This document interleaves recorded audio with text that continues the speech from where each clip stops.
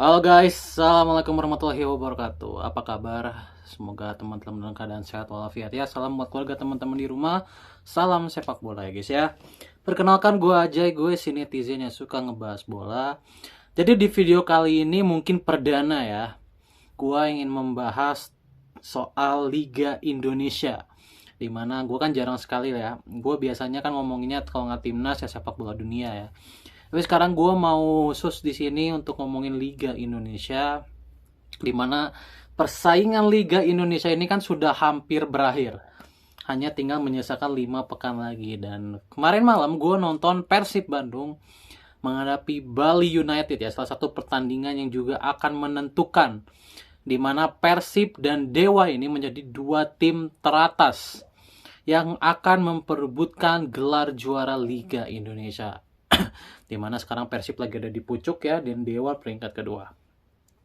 Dimana tadi malam Persib berhasil mengalahkan Bali United dengan lumayan dramatis ya, dengan skor 2-1, dimana terjadi remontada yang sesungguhnya di kandang Persib kemarin, dimana Bali sempat unggul terlebih dahulu lewat tendangan bebas Irfan Jaya ya.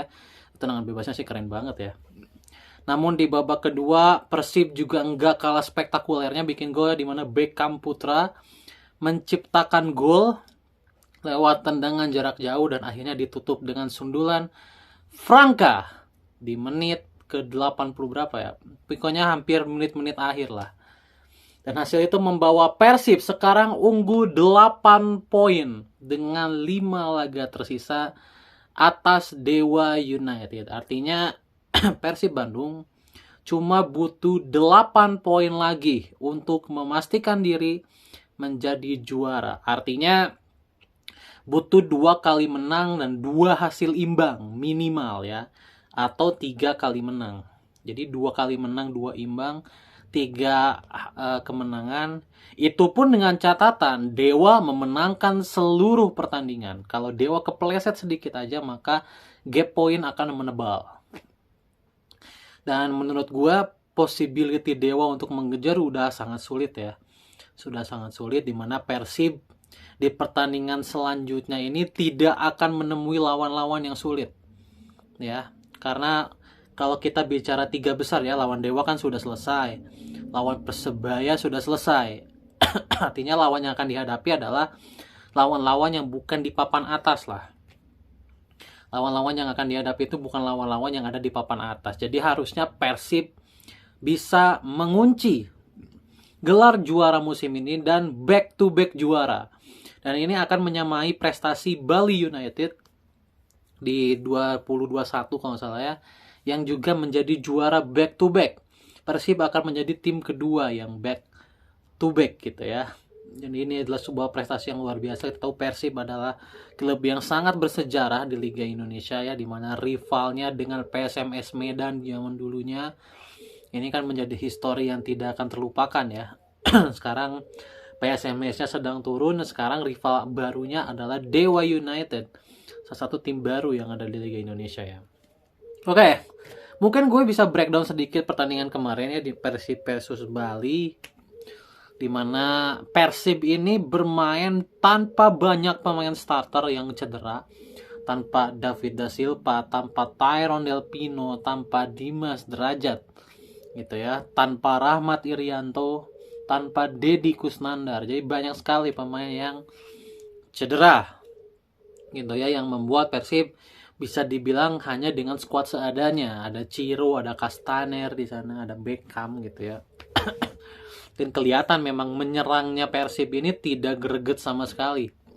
Meskipun dari awal pertandingan Persib menguasai pertandingan, mengambil inisiatif serangan, tapi Persib tidak klinis dalam menyelesaikan peluang karena memang di depannya tidak ada striker. Rian Kurnia kan dipaksakan menjadi striker dan dia memang bukan striker, dia ini winger gitu ya.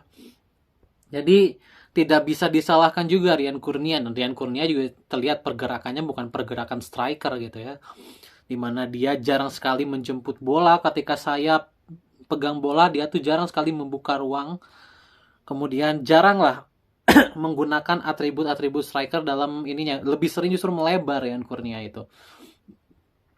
sehingga agak mandet bola itu masuk kotak penalti, dan akhirnya Bali berhasil unggul di babak pertama berkat tendangan bebas Irfan Jaya, berasal dari pelanggarannya kalau nggak salah Gustavo Franca ya terhadap Privat Embarga. 1-0 untuk Bali United, dan kelihatan Persib masih lumayan kesulitan meskipun mereka ada Ciro, ada Rian Kurnia gitu ya, ada Beckham, tapi masih kesulitan. Kemudian di babak kedua masuknya Castaner. Nah, ini memberikan sedikit dimensi baru, di mana atribut-atribut yang dimiliki oleh Castaner ini as a striker menurut gue lebih baik gitu ya, di mana dia menahan bola, dia melakukan one two gitu ya dengan Beckham, dengan Ciro, sehingga pergerakan Ciro dan Beckham ini menjadi lumayan lebih bebas. Karena di depan sekarang ada Castaner yang menjadi pusat perhatian baru di lini pertahanan Bali United, dan kelihatan memang menyerangnya lumayan lebih cair meskipun Castaner juga tidak klinis ya dalam memanfaatkan peluang, tapi serangan Persib jauh lebih hidup lah ketika Castaner ini ada. Dan akhirnya Beckham yang pindah ke kiri melepaskan tendangan jarak jauh yang gue pun kaget ketika nontonnya, ternyata bolanya masuk gitu ya, bolanya lumayan melengkung ke atas terus turun ke gawang gitu ya. Itu what a quality ya by Beckham Putra. Ini gue heran ya kenapa Patrick Kluivert tidak radarnya tuh tidak bisa menemukan seorang Beckham Putra. Karena menurut gue as a timnas ya, untuk timnas menurut gue ada dua nama yang wajib disorot sih, Yakob Sayuri tentu saja dan Beckham Putra. Dua pemain ini gue rasa harus dipertimbangkan sih oleh Kluivert, seminimal-minimalnya jadi cadangan lah. Jadi cadangannya pemain-pemain diaspora, karena secara kualitas mereka berdua ini sudah sangat available, sudah sangat bisa untuk bersaing di timnas. Beckham memberikan perubahan untuk Persib Bandung, Yakob memberikan perubahan untuk Malut United. Malut sekarang ada di papan atas, karena itu berkat Yakob juga. Yakob luar biasa mainnya. Kayak balik ke Persib lawan Bali, Beckham melepaskan tendangan keras gitu ya. Beckham ini secara atribut menurut gue udah matang ya. Crossing bagus, dia juga meskipun bermain di sayap tapi pemain yang lumayan cerdas ya. IQ footballnya tuh besar gitu menurut gua, dan akurasi passingnya juga bagus gitu ya. Dan menurut gua ini tipikal yang bisa banget bersaing untuk tim nasional Indonesia ya, meskipun ya mungkin bersaingnya untuk posisi cadangan gitu ya. Bisa banget seorang Beckham ini. 1-1 untuk Persib Bandung dan Bali United, dan Persib terus berusaha untuk keluar menyerang. Namun Bali pun ternyata tidak bermain bertahan guys. Bali pun bermainnya lumayan terbuka, sehingga terjadi intensitas yang lumayan tinggi sepanjang pertandingan. Dari awal Bali itu tidak bermain tertutup, tidak bermain bertahan, tapi mainnya tuh sama-sama terbuka.